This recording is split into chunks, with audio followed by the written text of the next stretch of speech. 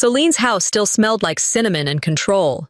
I hadn't stepped through her front door in months, not since the funeral, and even then, I barely stayed long enough to nod through the condolences. Tonight, though, was different. It was supposed to be a casual family gathering, nothing heavy, just dinner, wine, and more silence than conversation. The room looked warm on the surface. Yellow-toned lights, soft jazz humming from a speaker in the corner, plates already laid out with matching napkins, except one. Mine. No place card. No plate. No chair pulled out. I stood for a second too long, trying not to look like I noticed. Celine noticed, though. She came over, gave me that sugar-slick smile she always used when lying, and chirped, "Oh, I thought you weren't coming. But you look rested." Mom didn't even get up, just waved from her seat like she was hailing a cab. The sound of Hollis laughing from the kitchen made something tighten in my gut. Used to be, back when Dad was alive, these nights felt different. There were burgers on the grill and bad jokes on repeat. Nobody tried to outshine anyone. Nobody plotted. Now it all felt staged. And I felt like an extra in a story they'd rewritten without telling me. I wasn't always this quiet, you know. I used to talk too much, cry too easy. But after enough slammed doors and "we didn't think you'd want to be involved," I stopped raising my hand to belong. I built my house by skipping every happy hour, by cleaning teeth in the day and wedding halls at night. No down payment gift, no congratulations card, just me and an FHA loan. I never told them. About the house, about anything, really. Only Dad knew. He said it suited me. The wraparound porch, the old oak in the front yard, said I'd finally have a place where nobody talked over me. He died a month after closing, and they never even asked what I'd been up to. The porch light flickered behind me as I stepped out to the backyard. I needed air, or space. Same thing in that house. That's when I heard it.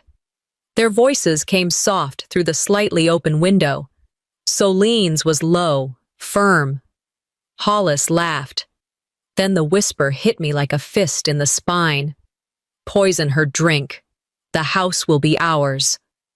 I didn't move, didn't blink, didn't breathe. It had to be a joke. Some sick joke, right? But my name wasn't in that sentence. Just her. The kind of word you use when someone's already been reduced to an obstacle. They knew.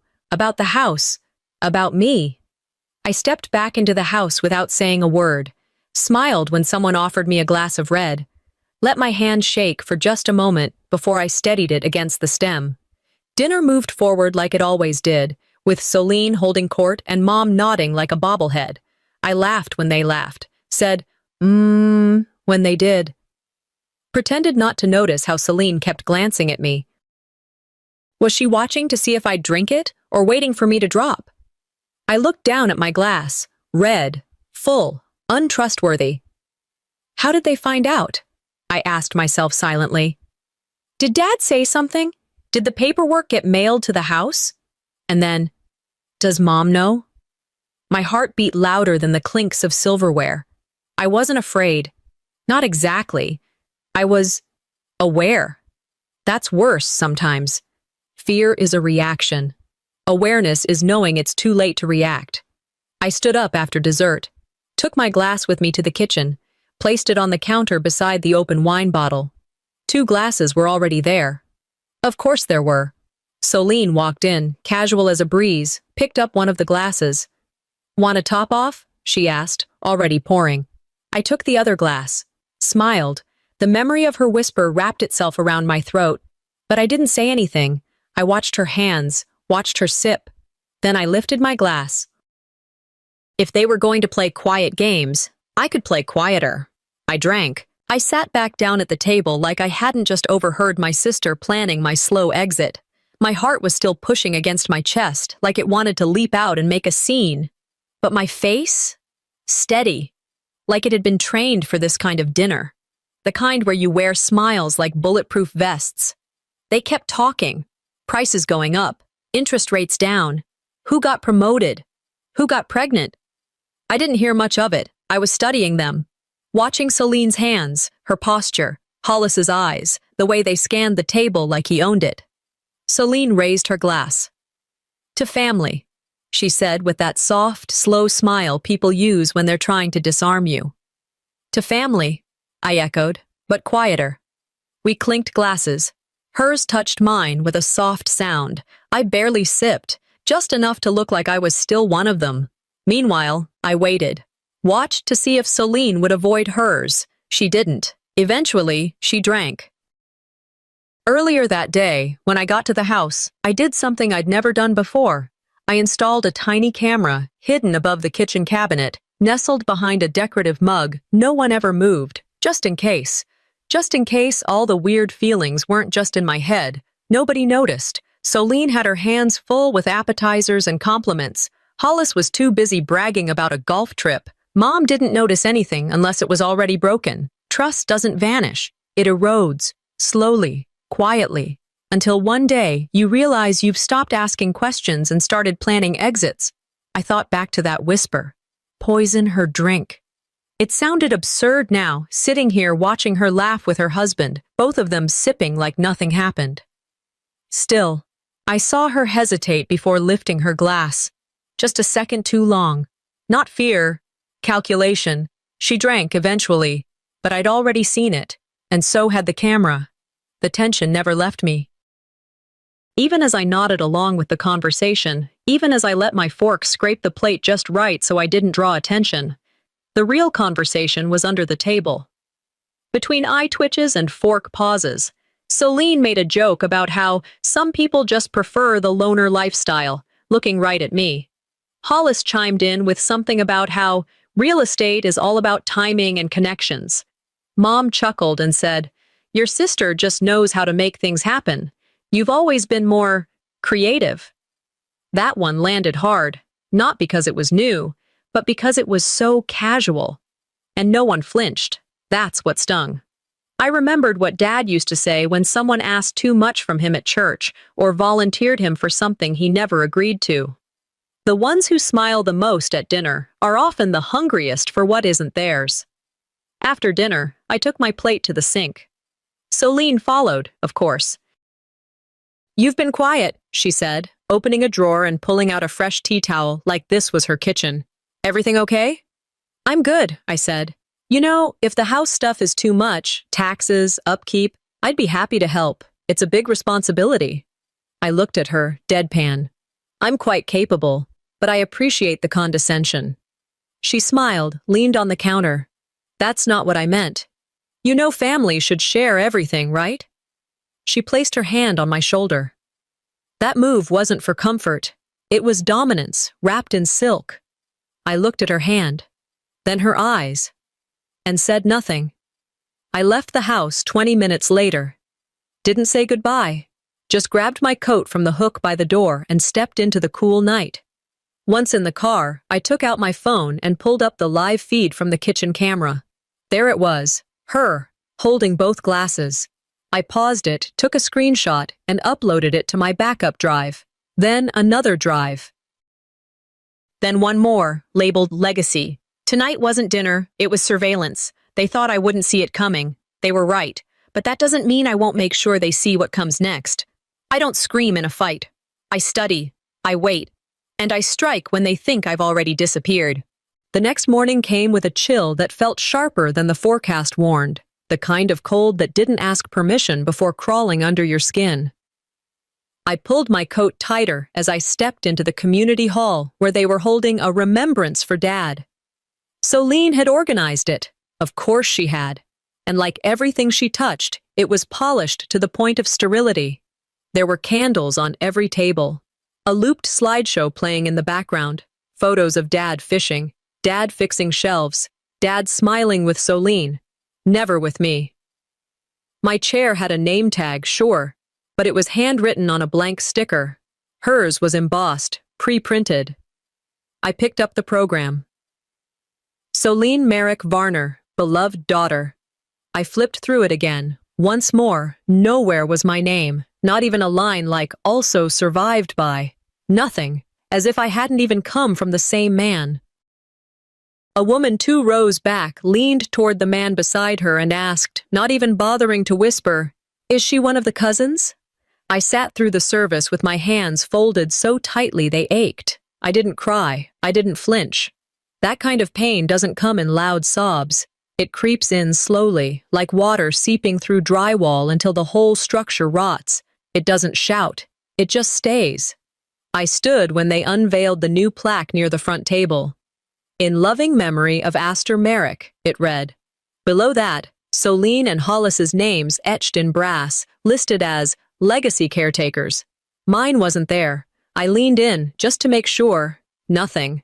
Someone behind me muttered, I thought he had 2 daughters. Soline stepped in quickly, resting her hand on the edge of the table, smiling like this was all part of the plan. We kept it simple, she said. It's more about Dad's direct legacy. Direct legacy. I didn't know whether to laugh or vomit. They weren't just cutting me out of the picture, they were redrawing it, redefining it. I wasn't an omission, I was a deletion. Mom waited until the crowd thinned out. Then, quietly, she slid up beside me, holding a folder. Cream-colored, tied with a soft ribbon like it was a wedding invitation. I need you to sign this, she said. It's just easier this way. You're not really involved with the estate anyway, and Soline's got the time to manage things.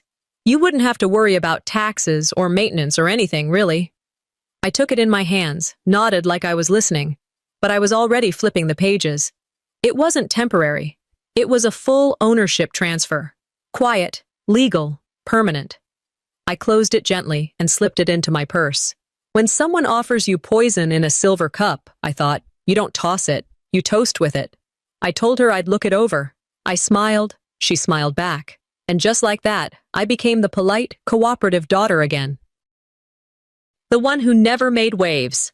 Later that afternoon, I met Lynette at a small cafe off Jefferson Street. We sat outside, even though the wind had a bite to it. I needed the space around me. I pulled the folder out, slid it across the table, told her everything. She read the documents in silence, then shook her head once. Not surprised, just disappointed in how unsurprising it all was. Oregon's got some shady real estate loopholes, she said. You sign that thing, even under pressure, and it's done. Gone. They don't even need your signature if they push the right channels. I didn't say much. My coffee had gone cold. Family doesn't always stab you in the back, she added. Sometimes they ask you to sign your own knife. That night, back home, I laid the folder out on the kitchen table. I pulled out Dad's original deed. His scrawl was there. The date. My name. Then I opened a new document. Blank. No header. No seal. I wrote out a decoy agreement. Signed it myself. Photocopied it. Then mailed it to myself. Certified. I'd keep it on record. A placeholder in case this game got worse before it got better. I started a new digital folder on my hard drive. Truth. In case they win. Inside, I dropped in scans of everything. The fake transfer, the program with my name missing, the plaque photo, the recording of the woman calling me a cousin, each item a piece of the history they tried to edit. They wanted silence. I'd give them something quieter. Proof. I wasn't just being erased. I was being replaced. And they'd already written the script. 3 days after the memorial, I showed up to Mom's house like she asked.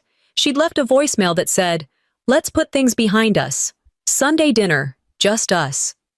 The words sounded soft, maybe even sincere, but I've been wrong about her tone before. The moment I walked in, I saw it. A cake on the table, decorated with looping pink letters. Happy birthday, Soline. The kitchen smelled like vanilla and icing, just like it used to when Dad baked box cakes for us as kids. Only this time, there was no us. I stood there for a second, waiting to see if someone would glance up, realize what they'd missed. My birthday was the same day as hers. Always had been. Soline smiled across the room, fork in hand. "Well, you never liked parties, right?" A neighbor I didn't know leaned in and whispered, "Is it your birthday too?" I didn't even blink. "It used to be," I said, then turned and walked toward the sink to wash my hands. Nobody stopped me. Dinner was already in motion. The big table was full, plates set, napkins folded, names scribbled in cursive on little tent cards. I scanned them all. Not one for me. Mom waved me off. "Oh, just grab a chair, sweetheart. You know, we're all family here." I found one near the kids' table. Folded legs, low back, cushions too thin. The table had plastic forks, paper napkins, Someone had spilled grape juice, and no one had cleaned it. A 5-year-old with spaghetti sauce on his face looked up and asked, "Are you the babysitter?" I sat down anyway. My plate came empty. Everyone else's was full. They kept talking over me like I wasn't there, like I hadn't been part of that house, that life, that history. I chewed quietly, letting their voices pass over my head like static. When they push you to the margins long enough, you start to wonder if you ever actually belonged to the center, or if you'd imagined it. Later, Soline stood to give a toast. Of course she did. She talked about resilience. About holding the family together after Dad passed. About Hollis working hard to maintain Dad's vision. About Mom's quiet strength. About the kids being the next generation we're building for. She didn't mention me. Hollis winked at her and raised his glass. I nodded once. I didn't smile. Just watched. They don't have to say it. I've heard it loud enough in their silence. I told Mom I had work in the morning, which wasn't true, but it got me out of there. I grabbed my coat, slipped through the back gate, and started walking. It was cold again. Not winter cold, just the kind that reminded you were alone. Dad's old truck was still parked under the oak tree across the street. Tires flat, windows fogged. No one had touched it since the day after his funeral, like a ghost that no one dared look in the eye. I walked past it slow. There was a birthday, years ago, I was maybe 9, when he carved a wooden nameplate for my bedroom door.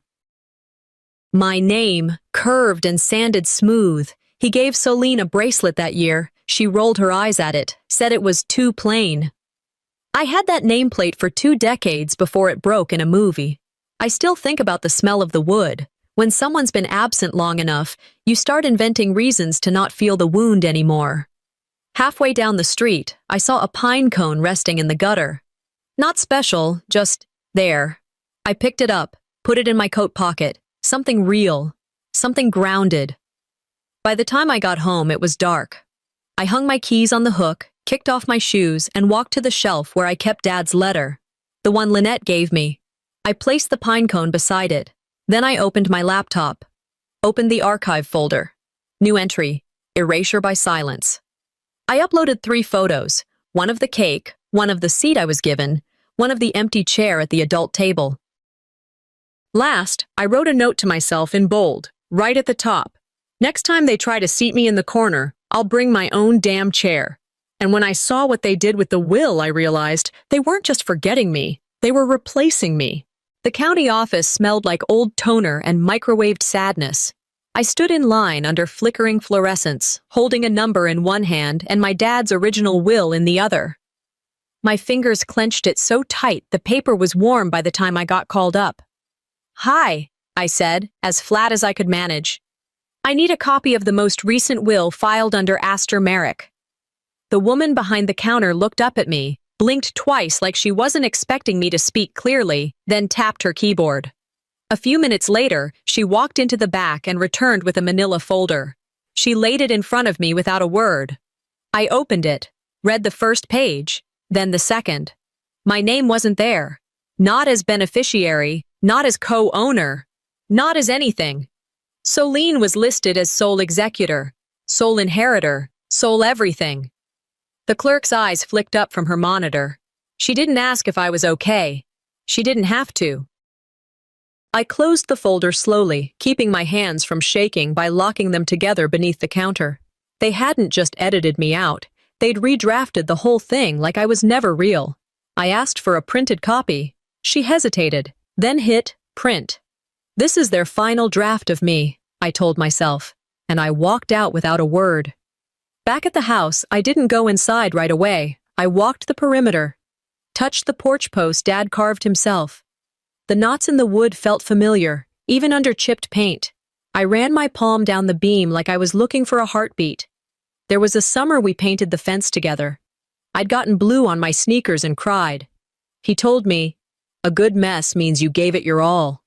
Then we kept painting. The house remembered me, even if they didn't. Inside, I laid the altered will beside the original mortgage deed. My name was still there. In ink. In his handwriting. I placed both documents side by side on the kitchen table. "They rewrote a document," I whispered, "but they can't rewrite the hours I spent laying tile with him." The knock came later than expected. Lynette stood on my porch with a worn cardboard box tucked under one arm. Her face told me it wasn't something casual. "I found this in Mom's attic," she said. "She must have forgotten it was even there. It has your name on it." Inside the box was a sealed envelope. My father's handwriting, sharp, deliberate. My name written across the front. I sat on the couch and opened it while Lynette stayed quiet, arms crossed like she was holding herself in place. It was a letter. No date, just his voice, in ink.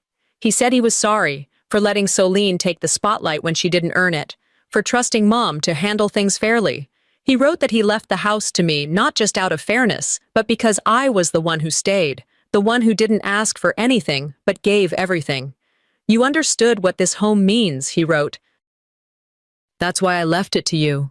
It's yours. Always was." I didn't cry. Not right then. I just folded the letter, placed it in the middle of the table, and stared at it like it was breathing. That night, I opened my laptop and created a new folder. Legacy, unedited. I scanned the letter, saved 3 copies, local, external, cloud.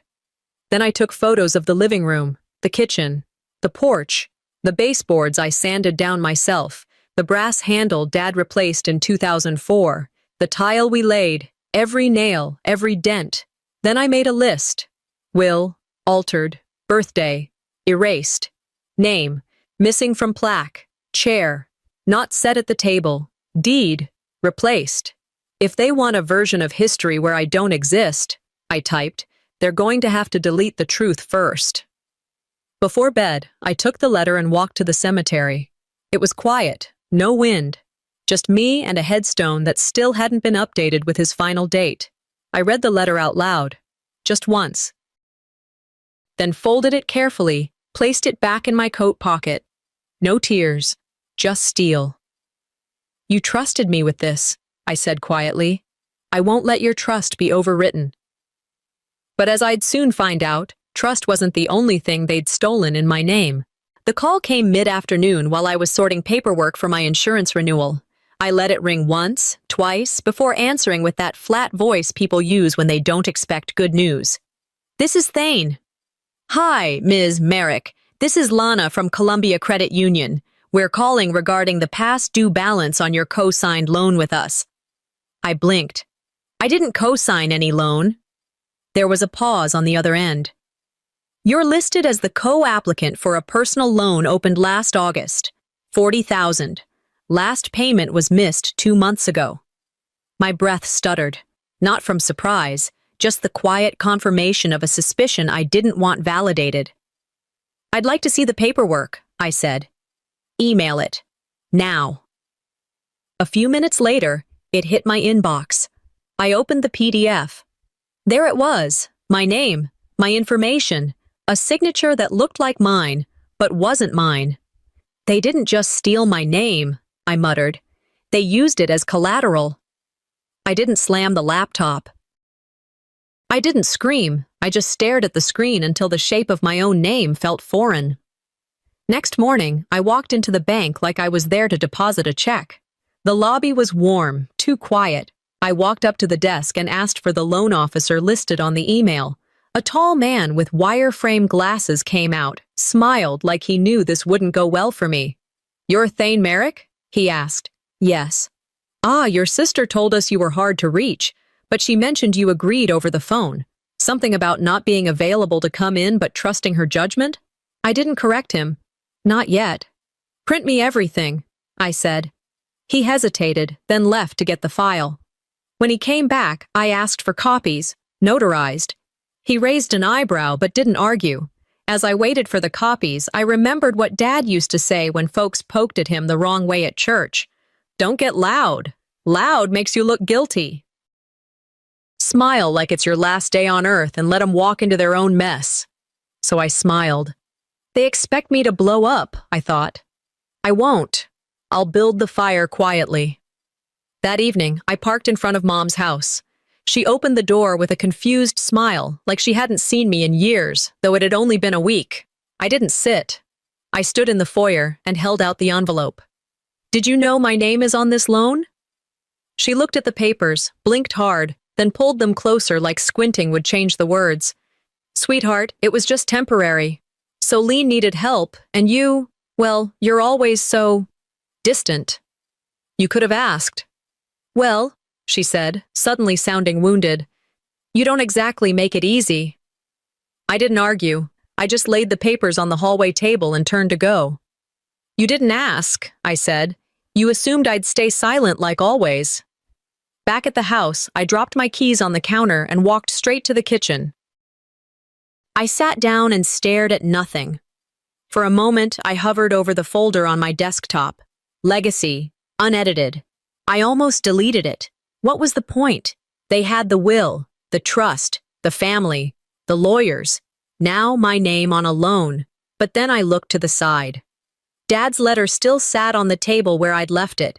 I opened it again, reread that line. You were never invisible to me. And just like that, the fog cleared. This wasn't about money anymore. It wasn't about the house. It was about reclaiming every inch of space they'd taken from me without asking.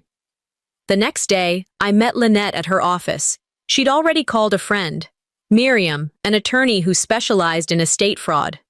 Miriam didn't smile much, just listened, read through the documents, and started highlighting things. If you wait too long, she said, they'll have legal grounds to freeze your assets. You'll be liable for that loan. So I started the paper trail. Not just to defend myself, but to draw a boundary in ink. This isn't about the house anymore. It's about every time they used my silence as consent. And just when I thought I was ready, their next move reminded me I was still playing catch-up. The text came in at 7:03 a.m. I hadn't even made it to the kitchen yet, still half under the covers, groggy, checking my phone like it was any other morning. It was from Solene. She'll be out soon. Everything's almost ours.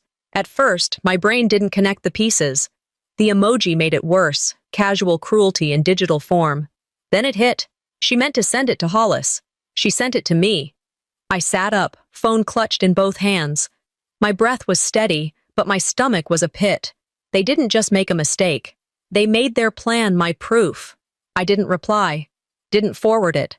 I just sat there, thumb hovering over the screen, eyes locked on her words. She'll be out soon. I wasn't reading a sentence anymore. I was looking at a forecast. I was a storm they thought they'd already outrun. I opened my laptop, plugged in the external hard drive, and took a screenshot. Then 2 more. I created a new folder inside Legacy, unedited, and named it In Their Own Words. Inside the folder, I dropped the screenshots and a PDF where I typed out everything I remembered from dinner, from the safe, from the cake. I added timestamps, context, anything that would matter if I ever needed to explain it in a courtroom, or worse. My hands didn't shake. Not this time. I wasn't spiraling. I was drafting. I thought about sending it to Delaney right then, but paused. If I acted too soon, they'd know I was awake. Let them think I was still behind, still that quiet girl in the corner of the room. Let them keep underestimating me. This was the last piece I needed. I'd been playing defense. It was time to change sides. 2 hours later, Delaney called. Her tone was clipped, direct. I just got off the phone with the county clerk, she said. Someone submitted an unsigned will, trying to trigger a title transfer again. My silence must have lasted too long, because she added, They're escalating. They think you won't fight. They're wrong, I said. She told me she'd prepare a notice of legal dispute and file it immediately to freeze any further action. Asked if I had more evidence. I have everything, I replied. And I did. After the call, I drove to the clinic and worked a short shift. Just 2 patients, both elderly, both chatty.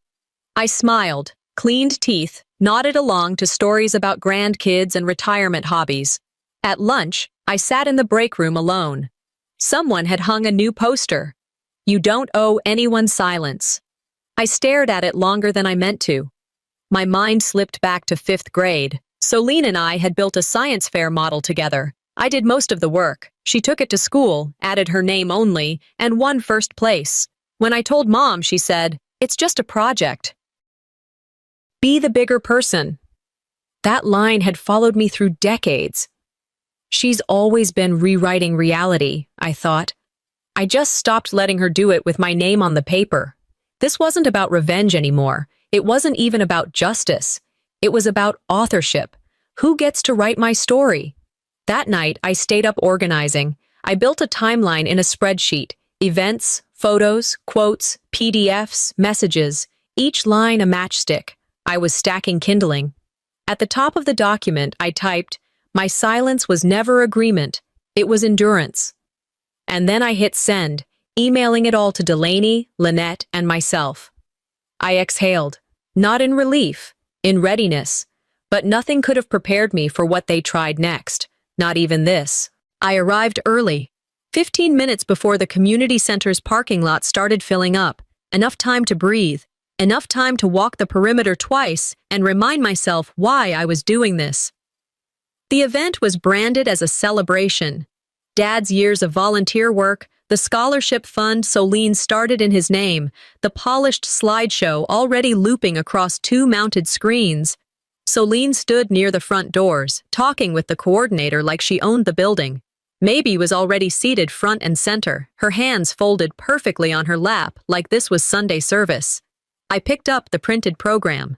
My name wasn't in it, not as a speaker, not even a mention in the acknowledgments. But there was a 2-paragraph bio for Soline, dedicated daughter, keeper of her father's legacy. Hollis passed behind me, leaned in, said under his breath, "Don't worry, Thane. We've got everything under control. Estate matters are smoothing out." He smiled. Smiled like he meant it, like this was just a little family business being tied up with a bow. I turned toward the back row and caught Lynette's eye. She nodded, slipped a flash drive into my hand, then blended back into the crowd.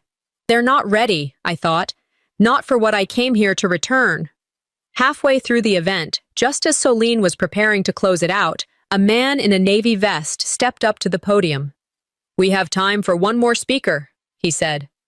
"Thane Merrick, would you like to say a few words?" Soline's head snapped toward him. I smiled. Yes, I would. I walked calmly to the podium, set my folder down, and took the mic. "Thank you all for coming. I know many of you knew my father in ways I never could, through his kindness, his help, his advice." I paused, then pulled the sealed envelope from my folder and held it up. Before my father passed, he left me 3 things: a house, a letter, and the truth. I didn't look at Soline. I looked at Maybe. Then Hollis, then the rest of them. I opened the letter and read, "You were the only one who understood what this home means." The room fell into that kind of quiet where even breathing feels loud.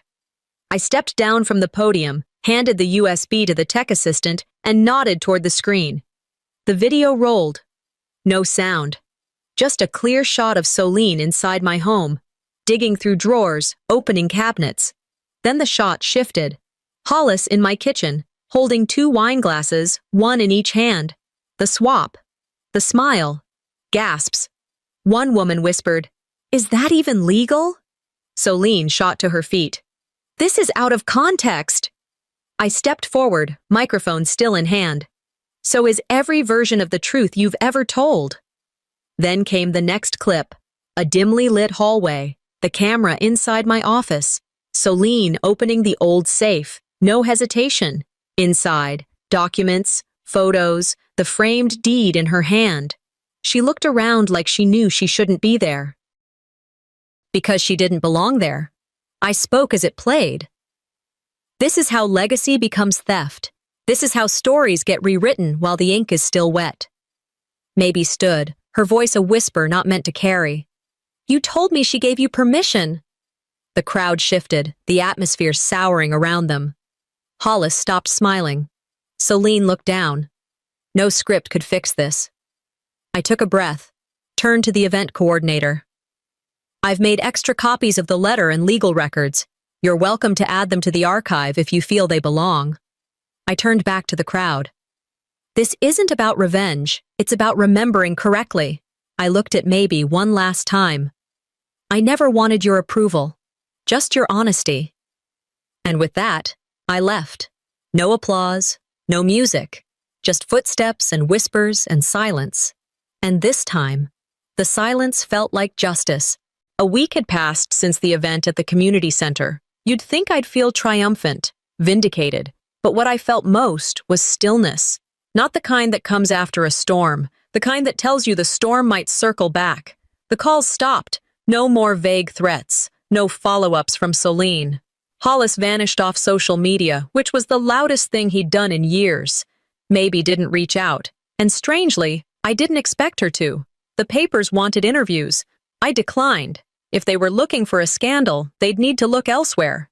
This wasn't about spotlight. It was about record. Sometimes you don't need closure from others. You just need the silence to stop hurting. The potluck was hosted by Mrs. Carlin, my dad's old friend from Rotary. She still wore her Sunday pearls and still made lemonade that could peel paint. I hadn't planned to speak much, just show my face and prove I still belonged to the neighborhood he'd helped build. About an hour in, a woman I'd never met tapped me on the shoulder and smiled politely. "Excuse me," she said, looking around. "Are you the housekeeper here?" It didn't sting. Not like it would have. I looked her in the eye, steady. "No. I live here." She flushed, mumbled something, and backed away. I didn't chase her down to explain. Even after all that, someone still thought I didn't belong. But this time, it didn't cut. It clarified. I drove home with the windows down. The air wasn't warm, but it wasn't cold either. It just felt clean. That night, I took the frame out of the linen closet. It was wrapped in newspaper from 2018. I unwrapped it slowly, revealing the photo of Dad and me sitting on the porch, his arm around my shoulder, both of us mid-laugh. The last photo we ever took together. I hung it in the living room, right above the mantel, right where Soline once hung that staged family portrait without me in it. And just beneath the frame, I tacked up the embroidered handkerchief he'd given me, TMH, stitched in fading blue thread, my echo anchor, not because I needed to prove anything, because it was mine. Maybe came by 3 days later. No call, just knocked once and stood there with that same expression she always wore when she didn't want to be the one in the wrong, but didn't want to admit it either. We sat outside. She didn't say much at first. "You embarrassed your sister," she finally said. "She may never forgive you." "Forgiveness only matters when someone asks for it," I said.